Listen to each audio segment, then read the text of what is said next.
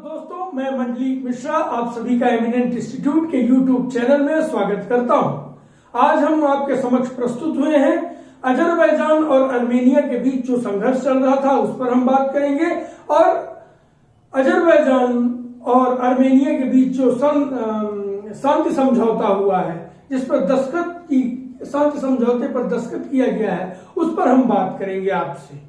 तो हम आपको पहले बता दें, पहले हम अजरबैजान और अर्मेनिया के बारे में आपको जानकारी दे दें कि अगर आप विश्व मैप पे जाएंगे, आप देखेंगे और ध्यान देंगे तो आप यह पाएंगे कि जो कैस्पियन सागर झील है, यूरोप की झील है कैस्पियन सागर झील, और काला सागर के बीच में बसा हुआ एक क्षेत्र है जिसको कहते हैं, एक पर्वत श्रृंखला है, उसको कहते हैं कांकेशस या काउकेशस रीजन बोलते हैं। उस दोनों सागरों के मध्य में स्थित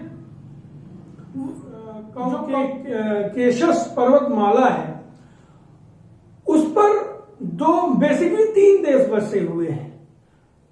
पहला है जॉर्जिया, दूसरा है अर्मेनिया, तीसरा है अजरबैजान। अगर हम अजरबैजान की बात करें तो अजरबैजान कैस्पियन सागर जो झील है उसके तट पर बसा हुआ देश है और इसके जो अजरबैजान के उत्तर में रूस है, अगर आप मैप में देख पा रहे होंगे, और इसके दक्षिण में ईरान है तथा पश्चिम में अर्मेनिया है। हम आपके समक्ष एक मैप प्रस्तुत कर रहे हैं, आप देख सकते हैं। उस मैप में आप देखेंगे कि जो पीला वाला क्षेत्र है, येलो पार्ट है, वो अजरबैजान का है और वहीं आप देखेंगे भूरे कलर से वो अर्मेनिया देश है। और एक आपको बीच में लाल घेरा दिख रहा होगा, जो जगह का नाम है नगोर्नो काराबाख। ठीक है, आप यहां से आइडेंटिफाई कर सकते हैं जिससे चीजें आपको आसानी से समझ में आ जाए। आगे हम आपको बताएंगे इसके इतिहास के बारे में कि इसका संघर्ष क्यों हो रहा है, किन कारणों से हो रहा है। तो हम ये देखेंगे कि जैसे हमारा भारत पाकिस्तान का विवाद कश्मीर को लेके चल रहा है कि जो दोनों देश आपस में कश्मीर को लेके युद्ध करते रहते हैं। भारत का ही हिस्सा है, हम भारतीय हैं तो हम तो अपना हिस्सा ही बताएंगे और वाकई भी हमारा ही हिस्सा कश्मीर है, पर पाकिस्तान भी कहता है कि ये मेरा हिस्सा है। तो उसी के बीच का जो कॉन्फ्लिक्ट चल रहा है, इसी तरीके का जो कॉन्फ्लिक्ट है वो अर्मेनिया और अजरबैजान के बीच में भी चल रहा है। वो जगह क्या है कश्मीर की तरह, उस जगह का क्या नाम है? उस जगह का नाम है नगोर्नो काराबाख। जब ये जुलाई में हिंसक झड़पें स्टार्ट हुई अभी 2020 में, और यह युद्ध अभी जाके थमा है, तो जब स्टार्ट हुआ तो इसी नगोर्नो काराबाख को लेके यह स्टार्ट हुआ। हम थोड़ा सा आपको इसके इतिहास में ले चलते हैं, या पहले हम नगोर्नो काराबाख के बारे में बता दें कि जो अर्मेनिया देश है, अर्मेनिया देश में ईसाई धर्म के लोग ज्यादा रहते हैं। वहीं अजरबैजान की अगर हम बात करें तो अजरबैजान में सर्वाधिक जो जनसंख्या है वो शिया मुस्लिमों की जनसंख्या है। और जो वो अगर आप भौगोलिक रूप में जाएंगे तो जो नगोर्नो काराबाख है वो अजरबैजान के क्षेत्र में आता है, लेकिन वही जो अजरबैजान के क्षेत्र में नगोर्नो काराबाख आता है भौगोलिक रूप से, वहां पर सर्वाधिक लगभग 94% जो जनसंख्या है वो अर्मेनियाई है, माने क्रिश्चियन है अगर आप दूसरे शब्दों में कहें तो।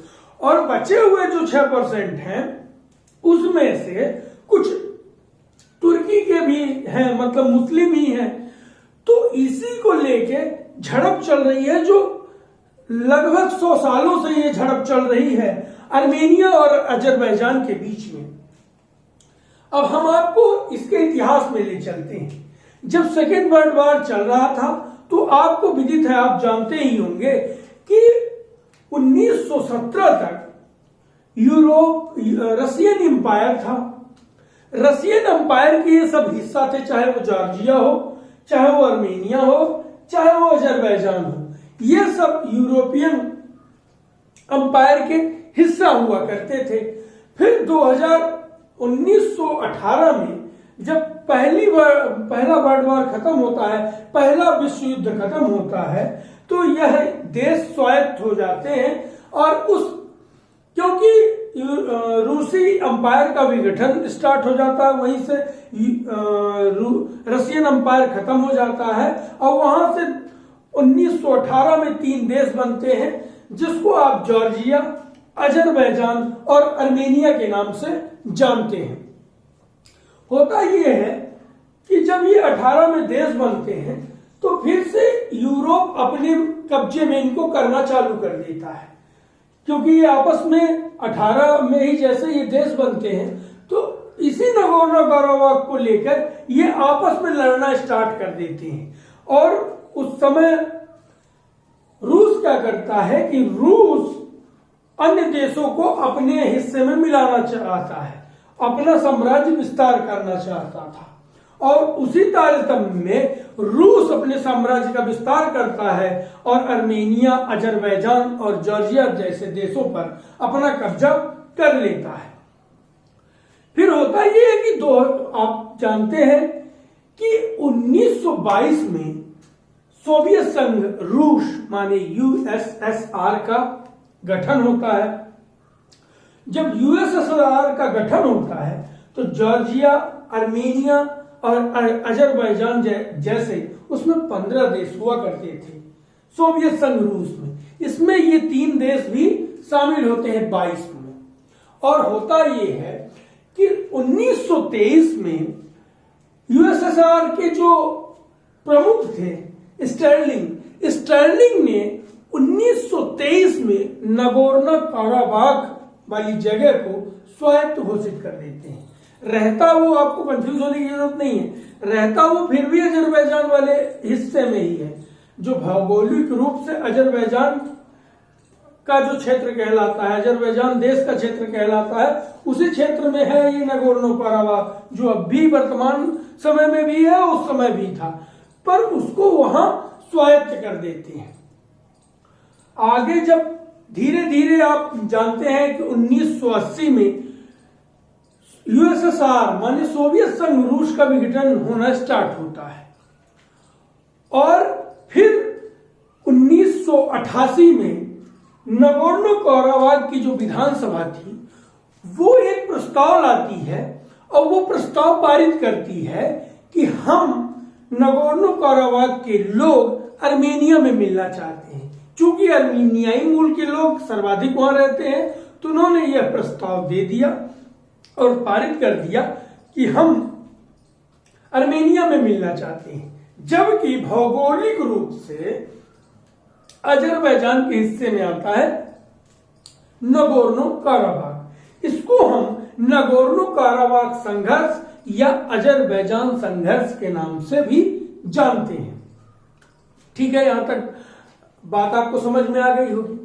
फिर इसके बाद होता क्या है कि 1991 में सोवियत संघ रूस का पूरी तरह खात्मा हो जाता है, माने विघटन हो जाता है, और उसी जो विधानसभा में पारित होता है 1988 में, उससे ही हल माने कॉन्फ्लिक्ट इनकी फिर से स्टार्ट हो जाती है अजरबैजान और अर्मेनिया की।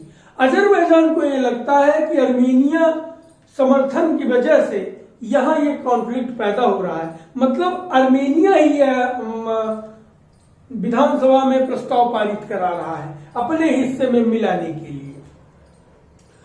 तो फिर 1992 में अर्मेनिया और अजरबैजान के मध्य फिर से युद्ध होना स्टार्ट हो जाता है। यह युद्ध 2 वर्षों तक चलता है, 1994 तक यह युद्ध चलता है, पर यह युद्ध शांति होती है जब इसमें रूस हस्तक्षेप करता है। कहने का मतलब है कि जब रूस चौधरी बन के आता है, तब ये दोनों देश आपस में सुलह करते हैं 1994 में। फिर यह धीरे धीरे चलता रहता है। फिर एक दफा 2016 में फिर इनके बीच झड़प होती है, उसको आप 4 दिन के युद्ध के नाम से भी जानते हैं, या उसको 4 दिन के युद्ध के रूप में कहा जाता है।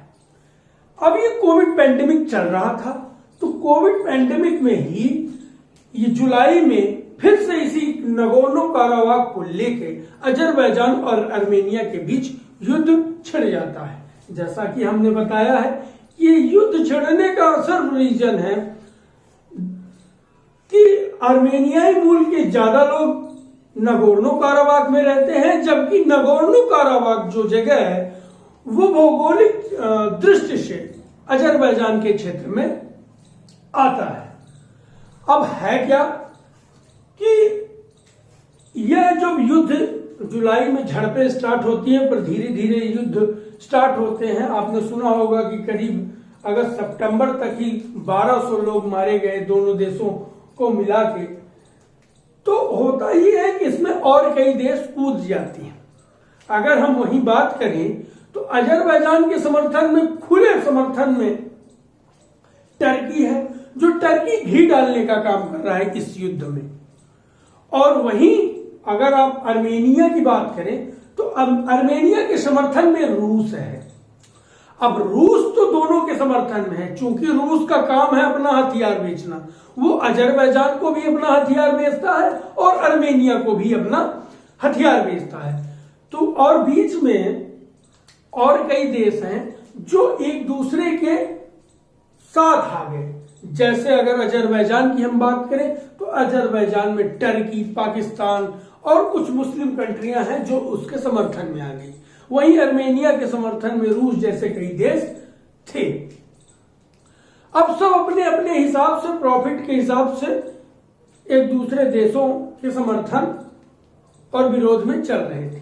अब ये इसको देखते हुए जब कई देश इनके समर्थन में कूदने लगे तो इसको देखते हुए लगा कि कहीं तीसरा वर्ल्ड वार न स्टार्ट हो जाए, यह युद्ध कहीं और दूर न निकल जाए, इससे पूरे विश्व में अशांति फैल जाए। तो इसी युद्ध को शांति में लाने के लिए जो हमारे यूएनओ के सचिव है, महासचिव हैं एंटोनियो गुटेरेस, उन्होंने मांग की कि युद्ध खत्म कर दिया जाए, शांति वार्ता कर लिया जाए। ब्रिटेन ने भी कहा, यूएसए के राष्ट्रपति डोनाल्ड ट्रंप ने कहा, भारत ने भी कहा। कोई नहीं चाह रहा था, जो जितने बड़े देश थे वो कोई बड़ा देश ये नहीं चाह रहा था कि आर्मेनिया अजरबैजान का ये संघर्ष जारी रहे, क्योंकि इससे सबका नुकसान हो रहा था।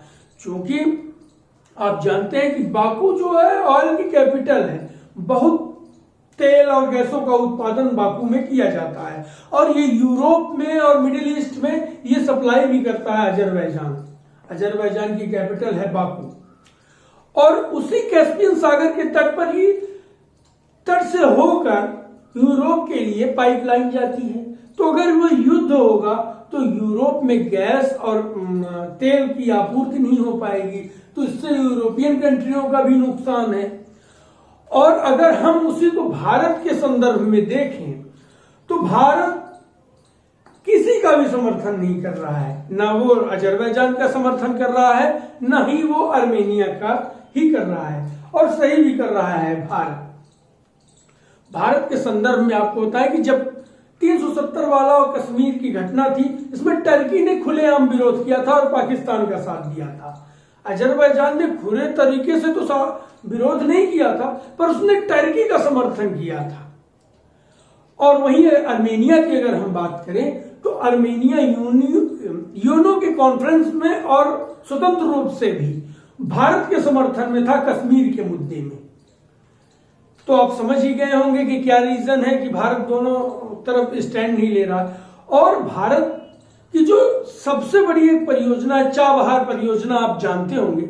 चाबहार जो परियोजना है रूस से होते हुए बिना अजरबैजान के नहीं आ सकती। तो भारत नहीं चाह रहा था कि हमारी किसी स्टैंड के वजह से हमारी माने किसी प्रकार की कोई अनबन हो और हमारी परियोजना बीच में खटाई में पड़ जाए।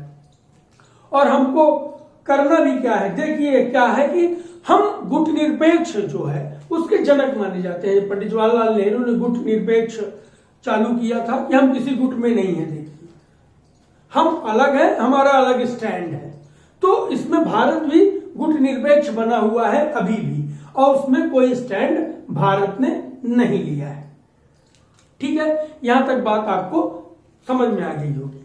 फिर हुआ ये कि अभी हाल ही में रूस ने इन दोनों के बीच समझौता कराया, जिसमें अर्मेनिया के राष्ट्रपति, अजरबैजान के प्रधानमंत्री और रूस के राष्ट्रपति ने तीनों ने हस्ताक्षर किए और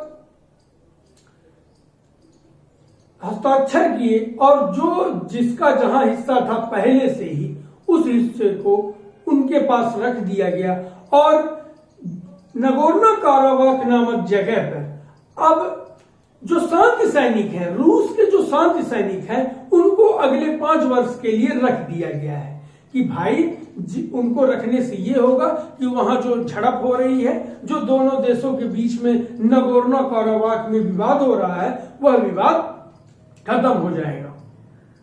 ठीक है, तो ये मोटा मोटी ये बात रही, आपके समक्ष हमने प्रस्तुत किया। यहां से आपसे क्वेश्चन पूछे जा सकते हैं पीसीएस में, तो आप इसको नोट डाउन कर लें। अब यह जानकारी आपको कैसी लगी कृपया हमें कमेंट करके बताएं।